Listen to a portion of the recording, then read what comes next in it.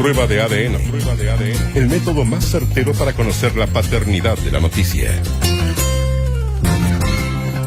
Los datos administrativos que dimos a conocer ayer son concretos, son nuevos contratos que están dando cotizaciones y por tanto no se refiere a preguntas y respuestas que se hace a la gente en su domicilio, sino que son datos reales específicos. ¿Y qué dicen esos datos? Que en los últimos 12 meses se han creado más de 200.000 contratos nuevos con previsión social. Y a nosotros, sin duda, que esa cifra nos anima a seguir empujándola. 200.000 empleos en 12 meses es una muy buena cifra.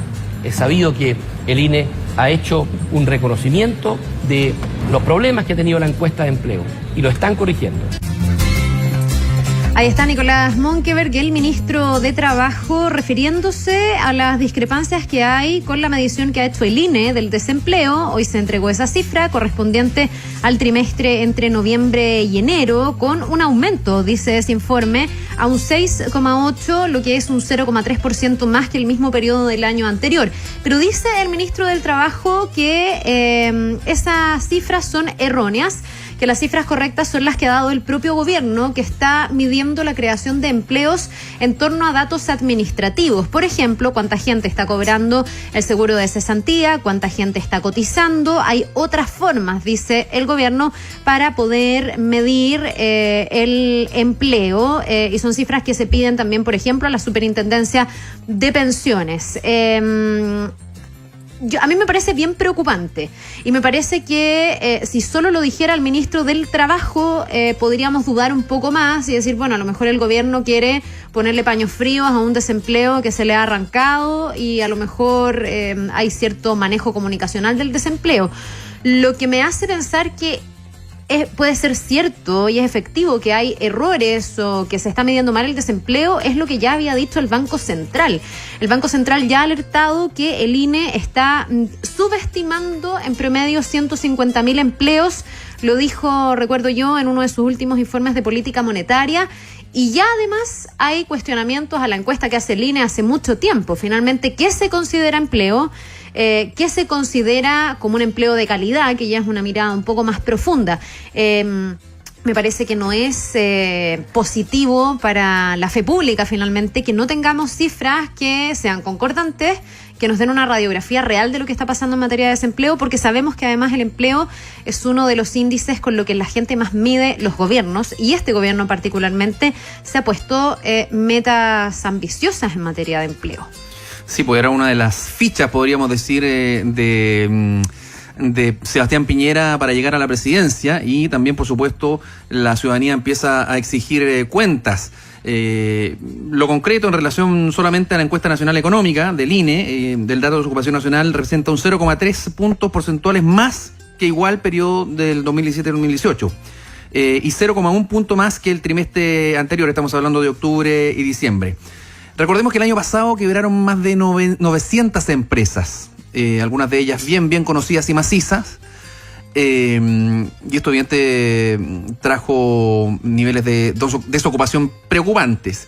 Y el nivel de recuperación de empleo es ahí donde está el problema, digamos, no solamente la creación de empresas, porque muchas veces son empresas de papel, en fin, o unipersonal, en fin, pero yo creo que la real vara para medir la situación laboral tiene que estar puesta a donde apuntó el ministro, es decir, empleos con responsabilidad social, con o sea, protección. empleos formales. Claro.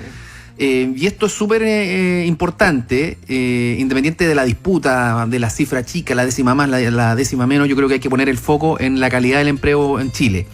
La OIT, la Organización Internacional del Trabajo, acaba de publicar un informe de proyecciones para el mundo, para América Latina y para Chile también. Y también un diagnóstico, incluye análisis de lo que pasó en el 2018 y cómo se ven las perspectivas para el próximo año, o sea, para este año. Y ahí hay cifras súper preocupantes para nuestro país. Por ejemplo, se dice que el 40% de los trabajadores, tiene informalidad laboral. Y de las tendencias para el 2019, la precariedad es la más preocupante. O sea, las tendencias laborales, digamos, en materia laboral, la precariedad es la más preocupante. En el mundo hay 700 millones de personas pobres, pese a que tienen trabajo. sea, para saber más o menos de qué estamos hablando. O sea, tener trabajo no significa necesariamente tener una vida digna.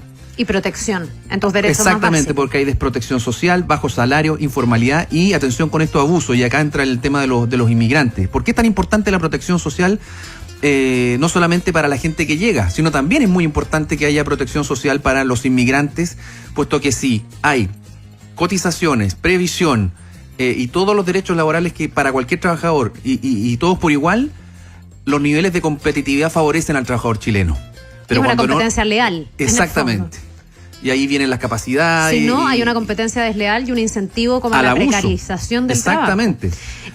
Esto que tocas de la migración me parece fundamental y es una de las cosas también que me preocupa en términos de cómo se está midiendo el desempleo. No estamos hablando de un desempleo que se haya disparado, no ha bajado, o sea, no ha subido... no ha bajado, perdón, en torno a más de un 6,5%, pero tampoco se ha disparado el desempleo a rangos tan altos. Lo que pasa es que este gobierno se fijó como meta ir recuperando y también el tener empleos de mejor calidad. Claro, es el fondo, o sea, los números pueden mostrar una realidad que a lo mejor no es tal. O sea, muchos empleos no significa necesariamente una vida digna. Tiene que apostarse y los verdaderos enemigos son precisamente la precariedad en relación a la desprotección social, los bajos salarios. Y eso lo hemos venido viendo sostenidamente en los últimos años, sobre todo cuando vimos cómo ha sido más bien el empleo por cuenta propia. En las últimas mediciones eso ha ido cambiando un poco, emparejándose algo. Pero como el empleo por cuenta propia fue la gran resistencia al desempleo, ya que las tasas se dispararan en los últimos años. Y ahí me preocupa el tema de la migración. También el Banco Central alerta de esto. Dice que no está medido todavía el impacto de la migración en el mercado laboral, en los sueldos, por ejemplo. Si es que efectivamente hay un incentivo a pagar menos y por lo tanto bajar los sueldos y entrar en esta competencia desleal. Y me parece que hay otra medición, Gerson, que tampoco se hace y que es un impacto que va a haber que ir midiendo. Tú hablabas del cierre de algunas empresas. Hay que pensar también qué va a pasar con el mercado del empleo cuando estamos en esta revolución 4.0, en esta era digital, donde el Foro Económico Mundial está hablando de pérdidas masivas de empleo, sobre todo empleos que son muy mecanizados, que van a ser reemplazados por las máquinas. Todas esas personas van a tener que reabsorberse de alguna forma y no sé tampoco si se está midiendo y si se está preparando para esa conversión finalmente que va a tener el mercado laboral. A nivel global y hay mucha literatura fresquita en relación al tema. 21 lecciones para el siglo XXI, por ejemplo, de Harari. El último en la trilogía, muy interesante en relación a ese punto, pero en relación a lo que está pasando hoy en América Latina y en Chile, hay varios fenómenos que también son preocupantes. Por ejemplo, los índices de crecimiento económico que no coinciden y no han coincidido necesariamente y efectivamente con el aumento del número de empleos. O sea, el que crezca el país a determinadas cifras no significa que eso se va a traducir necesariamente en más empleo. Entonces, ojo con la presentación de las cifras y lo que hay detrás. Otro fenómeno también muy preocupante es este maquillaje de empleo. Me refiero al fenómeno Uber y al comercio ambulante. Lo que representaba ayer también la rutina de Jorge Alice ponía ahí en el metro a gente vendiendo y decía, esto es precariedad. Ahora, creo que esta ha sido una realidad bien permanente y creo que la encuesta del INE se ha prestado para que esa precariedad en distintos gobiernos quede encubierta. Porque también la encuesta mide el que la gente haya sido empleada durante unas pocas horas de la semana, ya te consideras ocupado. Eso uno pudiera pensar si es que no nos está obligando ya a poner parámetros más exigentes en materia de empleo. Lo que sí, y quiero, en el fondo, y creo que debe ser un consenso, tú decías, Gerson, obviamente tener empleo que no es de buena calidad no te garantiza nada, pero es mucho peor el escenario de no tener empleo. También el que haya un mayor crecimiento y el que haya más posibilidad de creación de empleo es positivo. El tema es que debiese ser más directa esa incidencia y debería además no solo traducirse en mejores empleos, sino que lo que tú dices, empleos de mejor calidad, con mayor protección social y con mejores salarios, que es algo que también la gente alega. El costo de la vida sube y los salarios a veces no suben a esa misma razón, o casi nunca en realidad.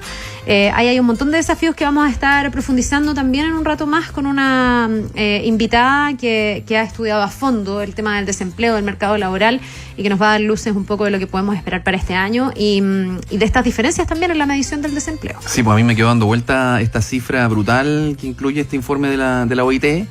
de 700 millones de personas pobres pese a que tienen trabajo. Detrás de esa frase están todos esos fenómenos que hemos conversado acá. En la prueba de ADN, tu voz nos importa. Envíanos tus mensajes de audio al WhatsApp de ADN, más 569-7772-7572. 7772-7572 o escríbenos vía Twitter con el hashtag La Prueba de ADN.